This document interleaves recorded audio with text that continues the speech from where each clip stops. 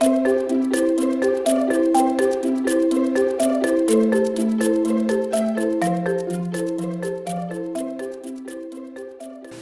is probably going to be the most idiosyncratic of all the modules we will engage in this semester, because my whole take on theory, and indeed much of academic study, is seen through the frame of play.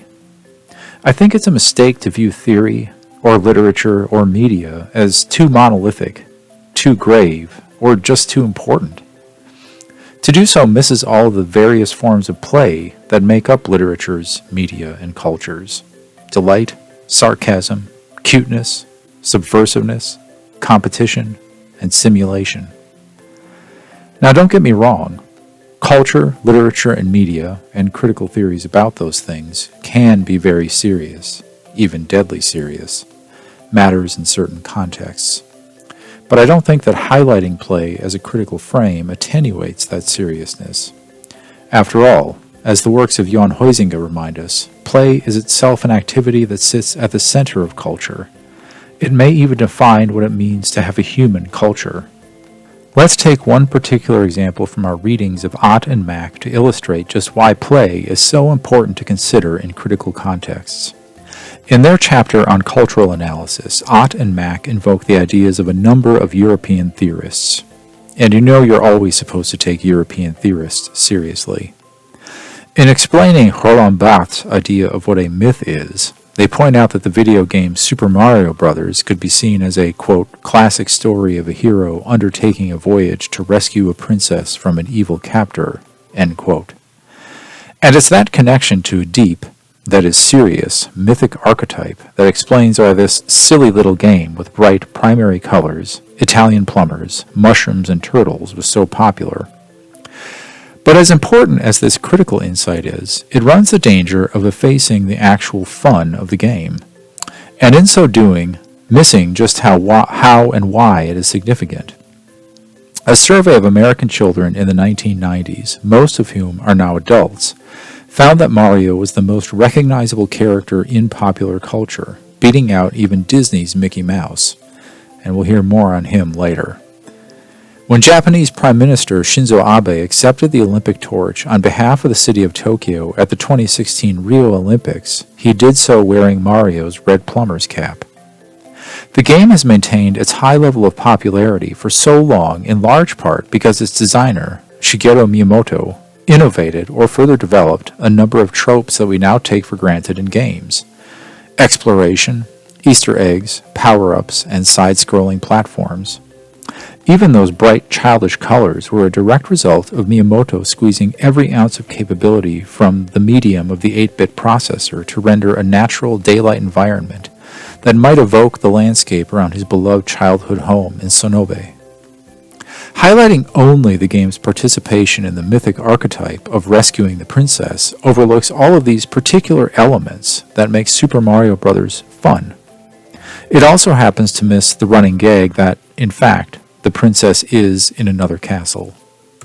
But if not play itself, then a playful attitude of paradox and contradiction is apparent in Ott and Mack's chapter on cultural analysis. This chapter is filled with many bulleted lists that try to render some order to the disparate field of cultural studies.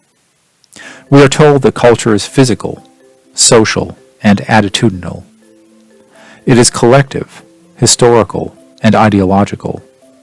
And ideologies themselves are composed of myth, doxa, and hegemony.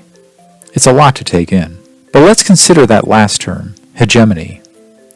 Ott and Mack define this as the, quote, process by which one ideology subverts other competing ideologies and gains cultural dominance through the one consent of the governed, or dominated. Based on that definition, the authors go on to claim that, quote, hegemonic systems never go away. They simply change form through a constant give and take between social groups, end quote. By this rationale, social change and revolution can never actually happen, and all texts are ultimately created in the service of the powers that be. But this again ignores how powerfully subversive, and yes, playful, artistic texts can be. For example, Margaret Atwood's The Handmaid's Tale may well be a dark examination of patriarchy and systemic sexual violence. But we can't know how the novel ends because it has only been reported to us through a collection of tapes that are now being presented at an academic conference. Rather than offering clear resolution or a call to action, the novel ends in allusion and inside jokes, precisely the space of ambiguity and paradox where aesthetic production is so comfortable. And in spite of that lack of clarity, the novel has become a focus for both cultural practice and political action amongst readers, a point to which we will return shortly. That kind of paradox and contradiction is inherent in another idea that arises in Chapter 6, and that is Raymond Williams' concept of structures of feeling, which Ott and Mack define as, quote, those aspects of historical culture not obviously or completely captured in the artifacts of a society, end quote. A good definition, but in his works, Williams explicitly observed the pun inherent in structure of feelings. Familiar as he was with romantic notions of the sublime, Williams knew that in our common understanding of emotions, feelings are not supposed to have structures. Feelings are supposed to be individual, unique, and transient. But if that were entirely true, then our emotions, our feelings, would never have an impact on society, and we implicitly understand that that can't be the case. So Williams' structure of feelings becomes one way of talking about how the unseen emotional lives of people can, in the aggregate, add up together to become something that shapes society. And that's especially true when we're talking about ritual and art. One way of approaching that aggregate of structures of feeling is addressed in Chapter 11 of Ott and Mack, in which they talk about the symbolic interactionist theories of the influential Canadian sociologist Erving Goffman, namely those of dramaturgy and frame analysis. Both of these approaches relate back to our central theme of play, but to understand why, we have to acknowledge that both approaches are elaborate metaphors. Dramaturgy, of course, imagines all social interactions as being a kind of performance in which stage, setting, part, and team all contribute to the outcome of that performance. And here, I should mention that illusion of a play being both a dramatic performance and an occurrence of games and fun is something that is both ancient and pervasive across many different cultures. Insofar as we can critically analyze dramatic performances, this has clear implications for literary and media studies, and to some extent brings us back to Althusser's metaphor of reading society itself as a book. But Goffman's insights into social performance go even further, and this comes out in his idea of frame analysis. Here, the metaphor is a specifically visual one. Goffman is referring to the frame of a picture, or, more fully, to the framing of a shot in a movie. Staying aware of that visual metaphor helps us to see the true significance of Goffman's idea. In their focus on the implications of frame analysis for journalism, Ott and Mack imply that such frames are static. So the journalist or news organization frames our image of events, and that is how we subsequently understand them. But in his original work, Goffman imagined frames as being nested and dynamic.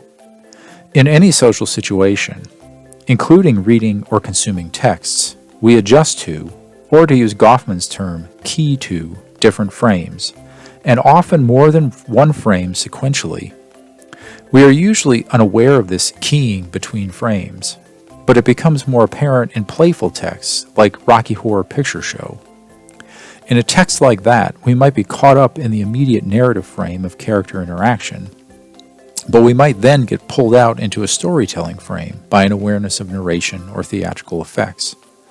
And we might further get pulled out into an observer frame when a character breaking the fourth wall, or the traditions of the film's reception, impel us to shout or throw things at the movie screen. Alternatively, to take an example from print literature, I might well get caught up in the clever dialogue between Elizabeth Bennet and Fitzwilliam Darcy in Jane Austen's Pride and Prejudice, but I can never quite get past the storytelling frame of Austen's witty narrator. I might be aware of the historical frame of a text written at a time when conventions surrounding class and marriage were somewhat different, but I might also be stuck in my own personal frame of failed romances, unrequited love, or happy married life. Finally, there is the possibility of a community reception frame with this and other novels like it, which will compel me to dress up in Regency-era garments and attend the Jane Austen Festival with like-minded individuals. And note here how we are back to Williams' structure of feelings, as well as back to people at play. This was a necessarily brief overview of the Ott and Mac chapters for this module, but you can maybe now see how the concept of play connects the seemingly disparate readings that I had you look at. As I've already mentioned, Jon Huizinga's famous chapter from Homo Ludens spells out the ways in which play and games were foundational to the development of human culture, including textual production. The essays by Barth and Morrison directly connect to the chapter on cultural analysis, as Barth's Mythologies shows how deeply important the semiotics of cultural events like pro-wrestling and playing with toys can be, while Toni Morrison's chapter from Playing in the Dark contextualizes Ott and Mac's discussion of race and ethnicity and culture. Northrop Frye's chapter on the rhythm of poetry connects poetic nonsense to the mythic archetypes that Barth invoked, and also has implications for the hip-hop texts that Ott and Mac reference.